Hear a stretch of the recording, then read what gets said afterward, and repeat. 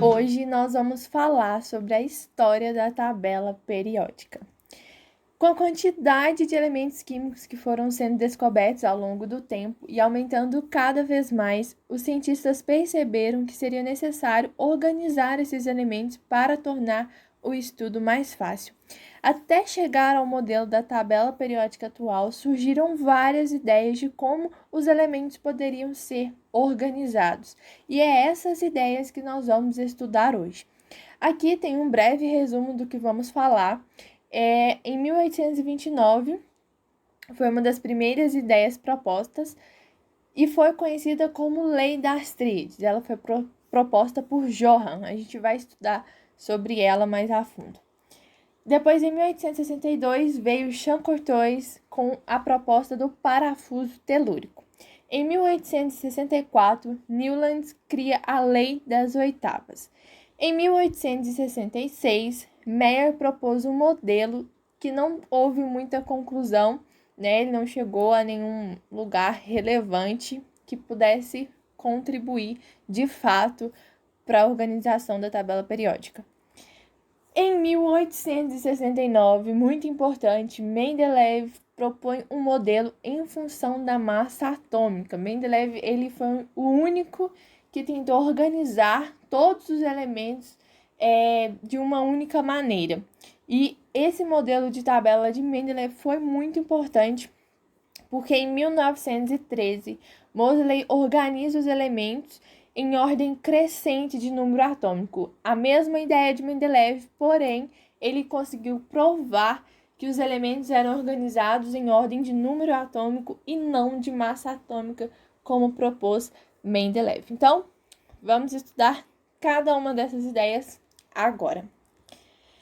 Em 1829, então, esse carinha aí, Johann Wolfgang Dobereiner, gente, me perdoe, não sei pronunciar esses nomes, mas esse carinha aí foi quem propôs uma das primeiras ideias, né? Ele era um químico alemão e ele agrupou os elementos com propriedades químicas semelhantes de 3 a 3, de forma que a massa do elemento do meio fosse aproximadamente a média aritmética da massa dos outros dois elementos do grupo. E isso ficou conhecido como Lei das Tríades. Então, aqui um exemplo, a gente tem o cálcio, o estrôncio e o bário. E aí, nesse grupo, o elemento do meio, que seria o estrôncio, de massa 88, a massa dele seria a massa aritmética dos outros dois elementos do grupo. Então, fazendo essa média, a gente chegaria ao resultado de 88, que é aproximadamente a massa desse elemento. Então, aqui a gente tem os grupos que ele propôs, né, de 3 elementos, e o trabalho dele não causou muita impressão entre os químicos, mas ele foi o primeiro a mostrar que existia alguma relação entre os elementos.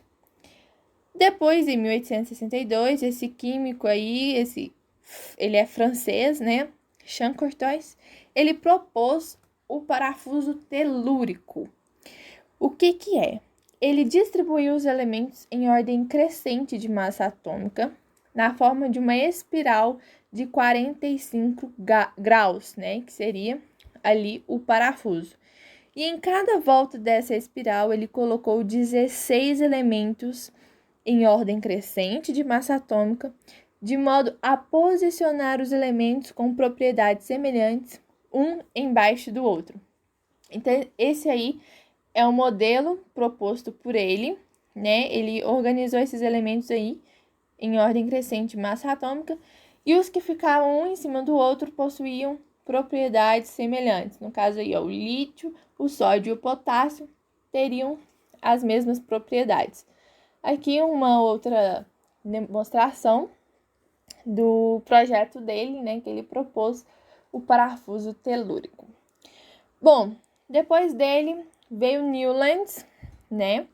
O Newlands é um químico inglês e ele colocou os elementos agrupados em colunas de 7 em 7. segundo a ordem crescente de massa atômica. Isso ficou conhecida como lei das oitavas, porque ele relacionou isso à periodicidade dos elementos, né? As notas musicais. Ele observou que as propriedades dos elementos se repetiam de 7 em 7, periodicamente, com exceção do hidrogênio. Então, essa era a lei que ele propôs, né? Aqui é uma relação com as notas musicais que eu coloquei para vocês. E aqui o modelo de tabela que ele propôs, né? Então, seria a primeira oitava, segunda oitava, terceira oitava e os grupos hidrogênio, lítio, galho, né? Mas esse modelo não funcionava para o hidrogênio e também depois, né, foi provado que só funcionava até o cálcio, né? Então, não foi um modelo que funcionava muito bem. Em 1866, Julius Lothar Meyer, ele é um químico alemão, ele dispôs os elementos em grupos de acordo com as suas valências. Ele notou que a diferença entre as massas atômicas dos elementos consecutivos do mesmo grupo era constante, mas ele não chegou a nenhum lugar de relevância quanto a isso. Então, esse era o modelo proposto por ele, mas também não deu muito em nada, não. Em 1869 veio Mendeleev, e esse sim foi um trabalho importantíssimo para o desenvolvimento da tabela periódica, né? Ele era um químico russo e foi o único que procurou relacionar todos os elementos em uma única classificação e formulou a chamada lei periódica. A lei periódica de Mendeleev dizia que as propriedades dos elementos, assim como as fórmulas e propriedades das substâncias simples e compostas que os elementos formam, são funções periódicas das massas atômicas dos elementos. Ele distribuiu, então, todos os elementos, até então conhecidos em linhas, sendo que os elementos que eram quimicamente semelhantes eram encontrados na mesma coluna vertical. Então, esse daí era o modelo de tabela proposto por Mendeleev, né? Ele organizou eles segundo as suas massas atômicas.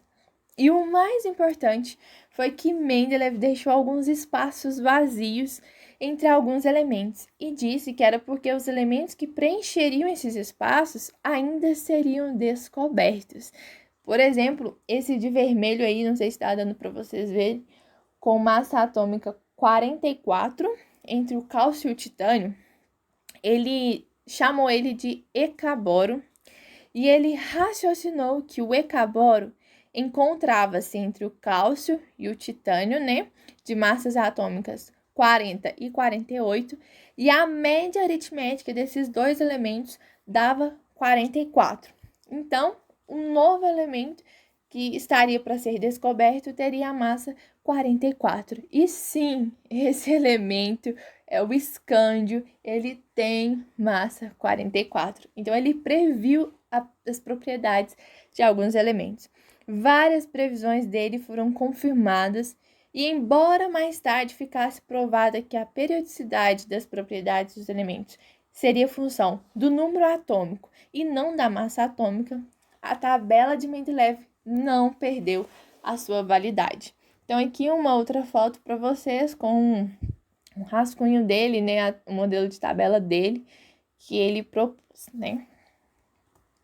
E, finalmente, em 1913, Moseley, um físico inglês, provou experimentalmente que as propriedades dos elementos variam periodicamente de acordo com o número atômico e não de sua massa atômica, né? Então, a lei periódica atual, ela foi formulada dizendo que as propriedades químicas e físicas dos elementos e das substâncias simples que eles formam variam periodicamente em função de seus números atômicos.